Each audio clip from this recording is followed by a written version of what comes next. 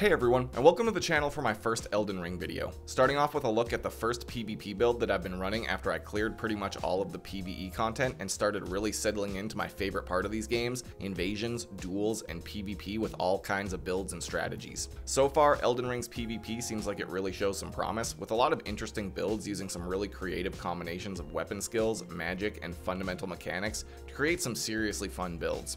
Right now, there's some rampant abuse of exploits and glitches in PvP, but those will be patched out eventually, and until then, we've just got to outplay them the old-fashioned way. This video isn't really about my opinions on the state of PvP though, so I'm not going to ramble on too long here in the intro. I'll be giving an overview of the build that I've been running for some PvP after clearing the main story and stopping at level 150, using the Bloodhound's Fang curved greatsword on a straightforward quality build with lots of strength and dex for damage, lots of HP to win fights by trading hits, and just enough magic stats to add another bit of damage onto an already hard-hitting setup. I'll go over how to get the items for the build, check out the weapon moveset and how I've been using it, and then after that I've got plenty of gameplay from some invasions and 1v1 duels using this build to close out the video. So with that intro out of the way, let's take a look at the character stats that I've got set up for this build. As I said before, this character was sitting at level 150 when I finished the main story, and since we don't really have a good feel for what the overall PvP level will be in the long run yet, I figured this was a good place to stop. Starting from the top, I have my Vigor at 45 points, giving me just over 1500 HP, which I found is a pretty good threshold to completely avoid getting one-shot or two-shot killed. My Mind and Endurance stats are both at 20 points, which I found is a pretty good amount to not really worry about running out of stamina or FP in a typical PvP fight. I have my Strength at around 50 points, which gives you 99 strength when you two-hand your weapon, and my Dex at 60 points, which is when the scaling starts to fall off a little bit on the Bloodhound's Fang. Finally, my Intelligence is base level, and I have my Faith set to 15 and Arcane set to 10, specifically to use the Blood Flame weapon buff incantation, which I was messing around with to see how much the extra bleed would help the build. To be honest, you could cut the buff out entirely and add those points back to Dex or Health, and I also played this for quite a while with the Scholar's Armament spell and 12 Intelligence, and they all felt pretty much just as viable. If you're going for a lower level build than 150, just stick with focusing on Vigor and Dexterity, and then Strength afterwards, and you'll be fine. For the armor on a PvP build, I tend to not get too tied up in the stats and just go for the old look good, feel good strategy. Just pick something with reasonable defense and decent immunity stats. For those interested, I'm wearing the Ronin set with the Omen Smirk mask for most of the gameplay in this video. The Bloodhound's Fang is actually a pretty simple weapon to get quite early in the game, which is probably part of why it's so popular at the moment. Combined with the fact that it puts out quite good damage, has a pretty cool weapon skill, and it inflicts bleed damage as well. This weapon can be buffed, but it cannot be granted Affinity or a new Ash of War, because it has its own unique weapon skill that is only used on this sword. To get this sword, you need to head to the southern part of Limgrave on the mainland, and go to the Forlorn Hound Everjail, which you can activate to fight a boss who then drops the Bloodhound's Fang. For the moveset on the Bloodhound's Fang, you have pretty much exclusively wide slashing swings on the light attacks for both one-handed and two-handed movesets, which give you pretty good chances to hit people who are circling around you to the sides. Because it's a big sword, it does have some pretty solid reach, but you have no thrusting attacks, so one disadvantage is that you can't really do much in terms of poke damage from afar. The basic strong attacks are a slow wind-up with another big horizontal slash, and if you charge the second attack in the chain, it adds a third swing into the combo, which can catch people off guard. For running attacks, the one-handed light attack and heavy attack are both pretty quick and cover distance with pretty good tracking. If you switch it up between light and heavy running attacks, it can mess up your opponent's timing a bit and eventually catch them for good damage. The two-handed running attacks are pretty similar, but I think the strong attack on the one-handed running attack is much better.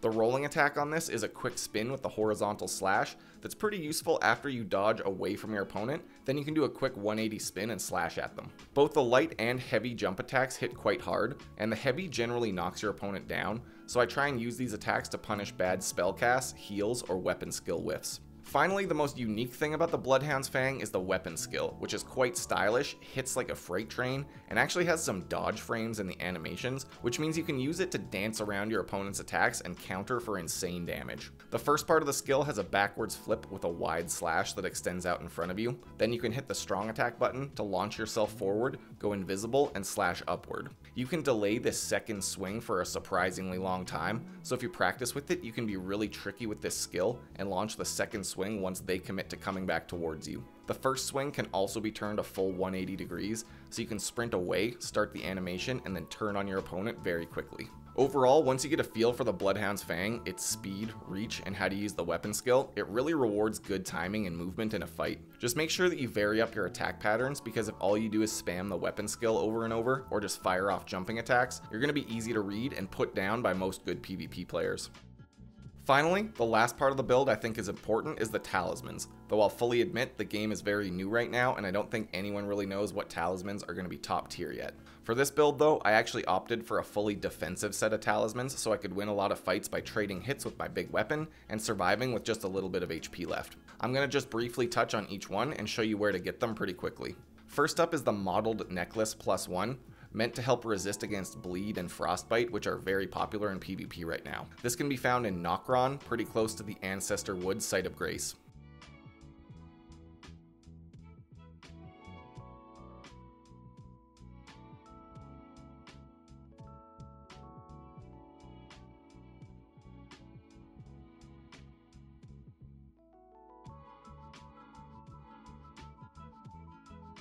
Second is the Pearl Drake Talisman +2, which boosts all elemental resistances, so any spellcasters lose some of their damage, and this can be found in the Halig Tree area near the Halig Tree Town Site of Grace.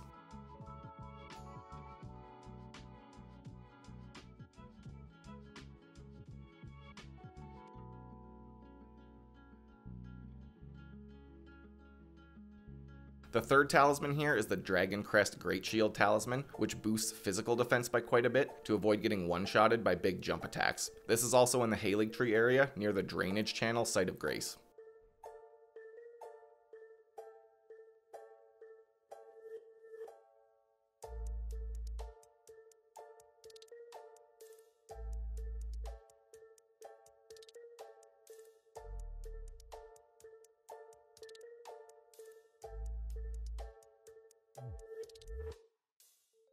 And finally, I also have the Viridian Amber Medallion +2, which gives a huge stamina boost that lets you dodge, sprint, and swing more than your opponent, so they get tired first. This one is also in the Halig Tree area near the Halig Tree Town Plaza Site of Grace.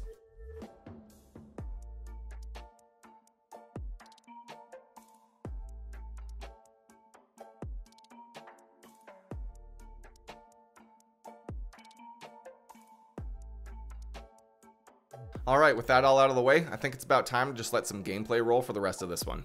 I've really enjoyed this build so far in PvP, and I've had some great success with it in both 2v1 while invading and 1v1 against other duelists. It doesn't have any flashy magical powers, ranged projectile attacks, or hidden buff spells, but with some good mechanics and movement, you end up dancing around your opponent with this thing, and it just feels so calculated sometimes when you delay the weapon skill perfectly and launch out for a surprise killing blow. In any case, I hope you enjoyed the video, and let me know what you think down in the comments. I've got links to my Twitch channel, Discord server, and Patreon page down below for anyone interested, and until next time, stay safe out there, Tarnished.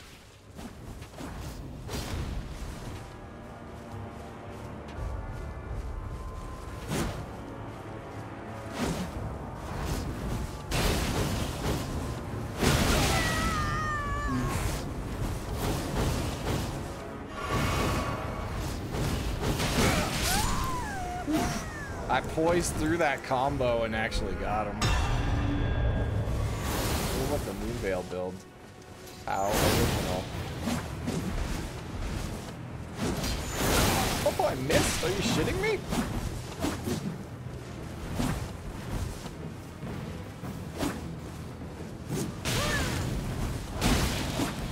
Good swing.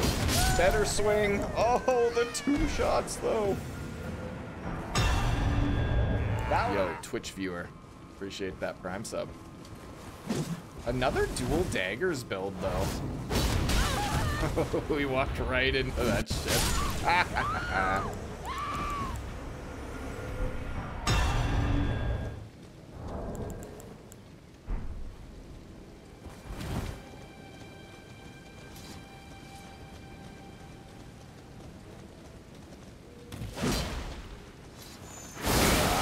Another Moonveil build.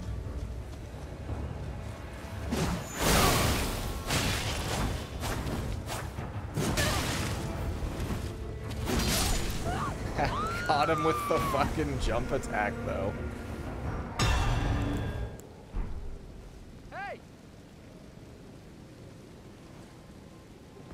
We're using the same weapon.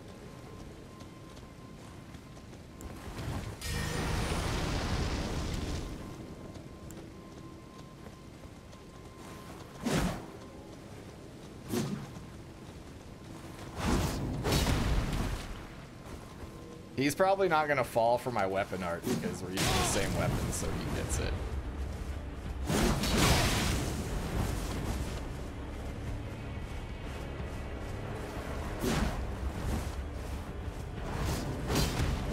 Uh-oh.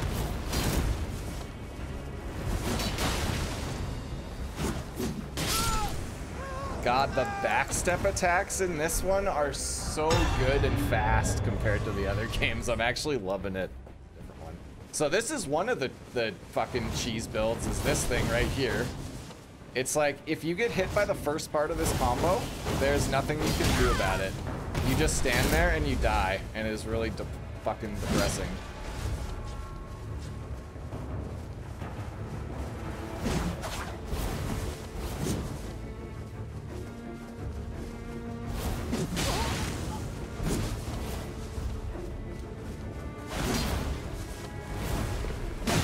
And you're dead. Wow, I'm doing really good today. I definitely wasn't getting this many wins in a row yesterday.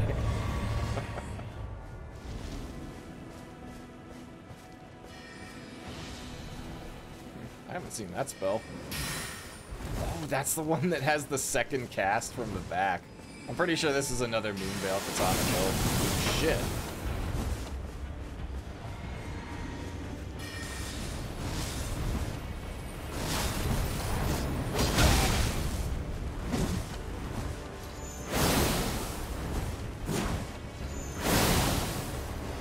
Oh yeah, oh no, I'm not dead. That's actually such a cheeky spell. It like casts from behind your target.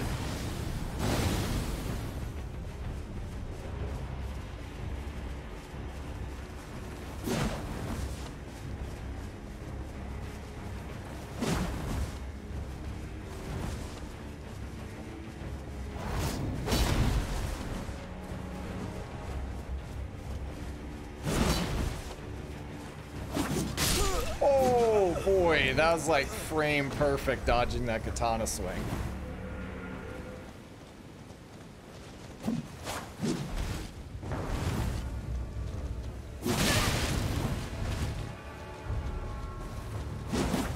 Wow, we just went right past each other.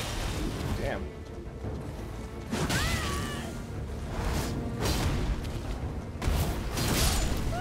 Caught him on the backswing.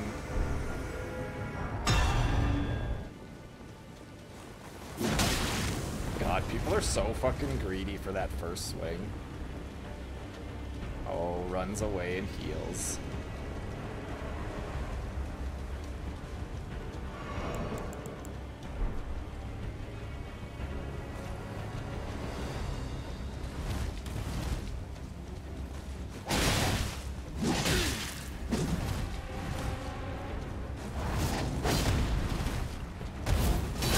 See what I mean? You can delay it perfectly so that they're just like, ah, oh, they're helpless. It's great. Alright, this guy's got heavy armor, so I think I've got a two-hand.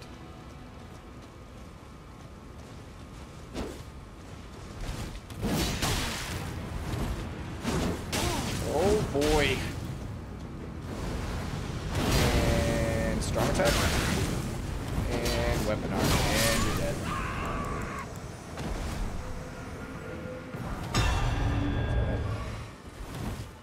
Okay, so this guy's using the sword that you can't escape the combo.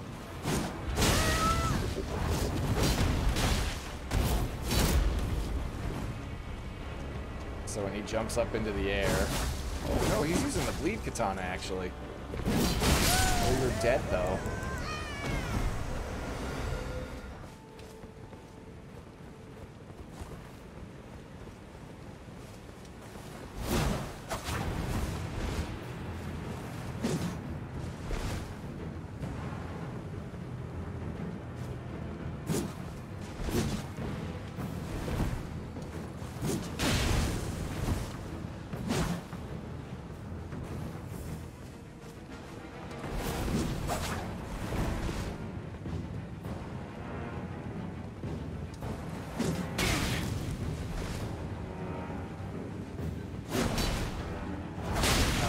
My wind up is so slow. You're dead though. Okay, not. God damn it.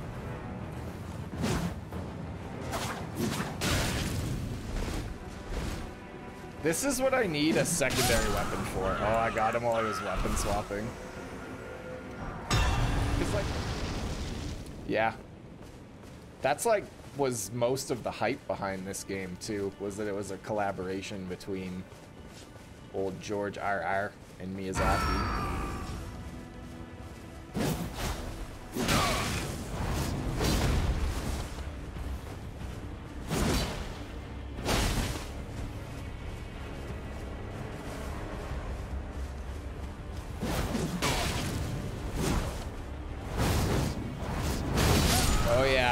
Poise through that. There, feels good to get a win after those 3 losses in a row.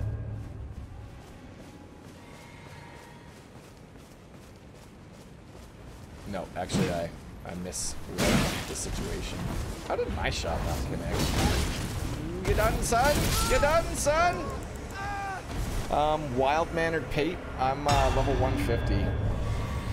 I honestly think 150 is gonna be a pretty solid place to sit for long-term PvP. Right now,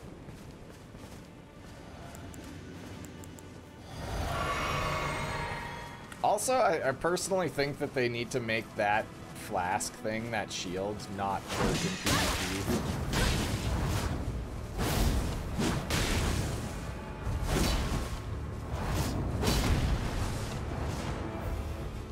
That looks like a really cool weapon, though. Like that backward spin with the, like, follow-through. That seems neat. Doesn't do very much damage, though.